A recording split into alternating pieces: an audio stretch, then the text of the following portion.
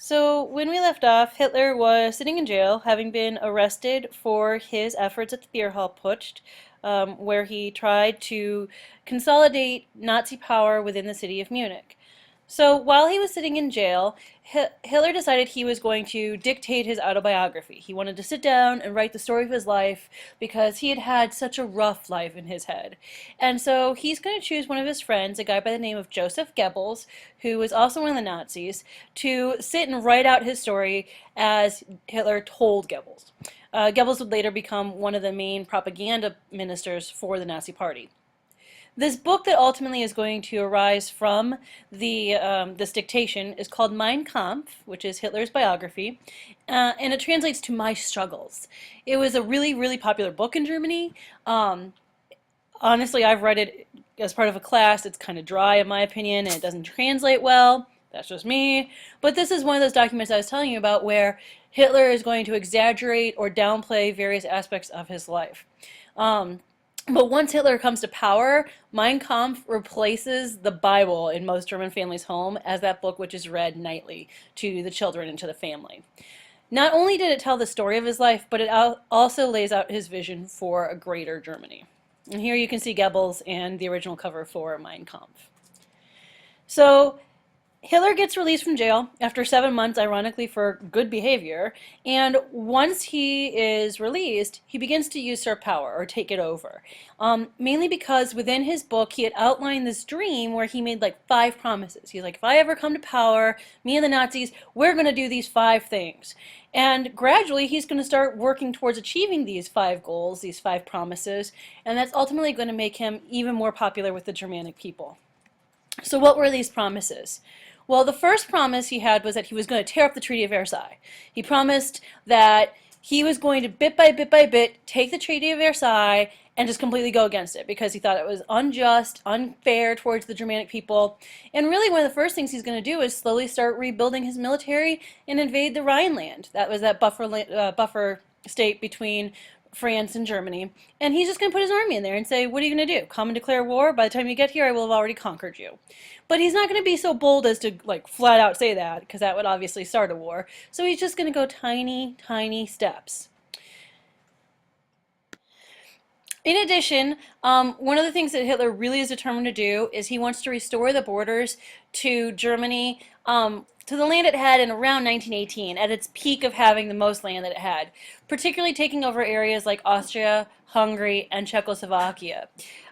Particularly those areas, promise number 3, where the people spoke predominantly German. He felt that they were German-speaking people, so a German-speaking people should be part of a greater Germany. Promise number 4. If he got to power, he promised that he would find a way to end the Depression, predominantly, in this case, providing jobs for anybody who wanted a job. His goal was to start rebuilding factories, especially those that would make new weaponry or munitions.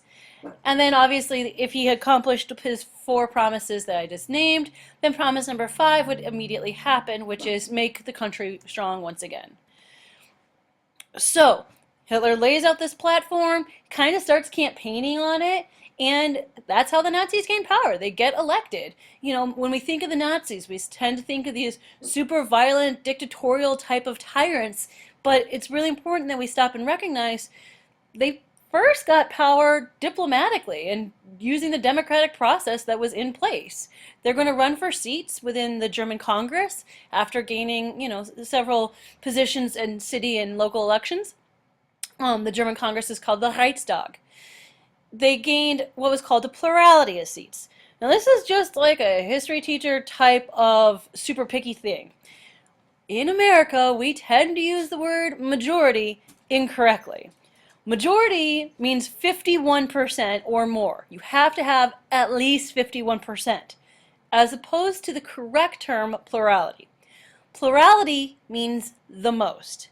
Now, if you have a majority, if you have at least 51%, you automatically have a plurality. Because if you have 51%, the next most possible would be 49. That's not the most. That being said, look at our example. If John wins 41%, Sarah wins 38%, and Max wins 21% of the vote. Who has a plurality? Who has majority? Well, when I say who has a majority, most of us would be like, oh, well, John. No, look at the number. John has 41%, not 51.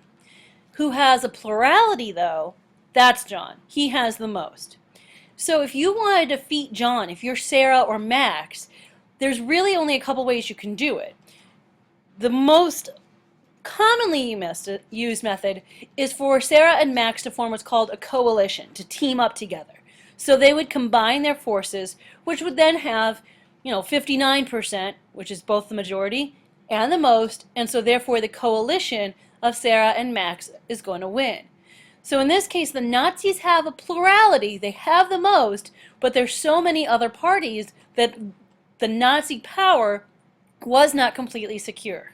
So since Nazi power within the Reichstag wasn't guaranteed because the other political parties could form these coalitions, in order to keep his power, Hitler does do something that we're going to say is his first step towards bad. And that's he's going to create this secret group of what he calls police to help enforce his wishes. They were called the Brown Shirts because they wore brown shirts. Or the SA, when you translate it into German, it's a really long word that SA are like letters of. Anyways, the leader of the Brown Shirts was this dude by the name of Ernst Röhm, who was Hitler's friend. They'd been friends for a while, and Hitler was like, well, here's your goal. Anybody that we deem to be a political adversary, can you just go intimidate them through whatever means necessary? And usually this meant beating them up with force, taking them into back rooms and threatening their life, ruining their reputations, these types of pretty bad type of actions. And yes, Ernst Röhm had no nose, which everybody tends to focus on. It got blown off in World War I or something, and he wore a clay nose, but it looks like his real nose, so you can't tell the difference. So that's not the main point of the story, so let's not focus on that. Focus on Hitler creates the Brown Shirts to use force to keep the Nazis in power. In 1933, Paul von Hindenburg, he started to get really sick. He was pretty old at this time, and Hitler had pretty much been kissing up to Hindenburg. I just had the story that I remember from my college class that I don't remember the details of, but it was something like Hitler used to bring Hindenburg soup on a regular basis. I don't know, stuff like that. But anyways, Hitler convinced Hindenburg, hey, I'm going to carry out your wishes with Germany. You should make me your successor. And so this is what Hindenburg does. He appoints Hitler to replace him with a position known as Chancellor, which is kind of like a prime minister. The problem is that in order for this to be recognized as the legal government of Germany, it had to be voted on by the Reichstag.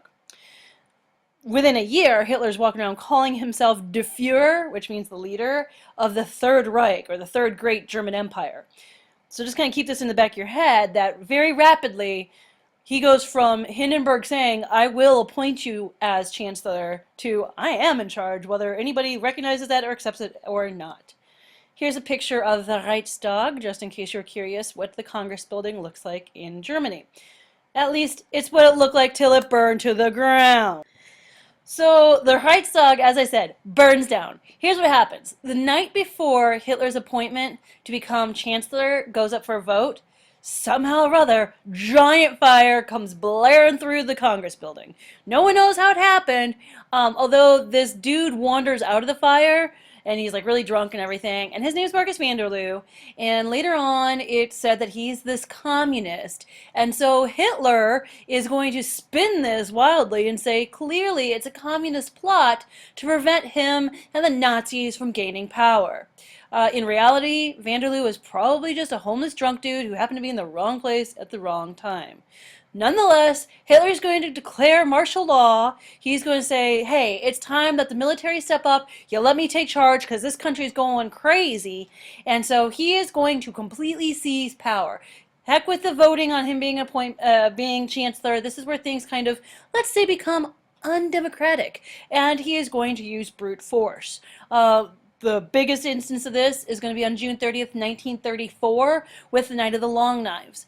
On this night, Hitler arrests leaders of the Brown Shirts. He has basically some Brown Shirts arrest and kill other Brown Shirts, the ones that he did and didn't trust.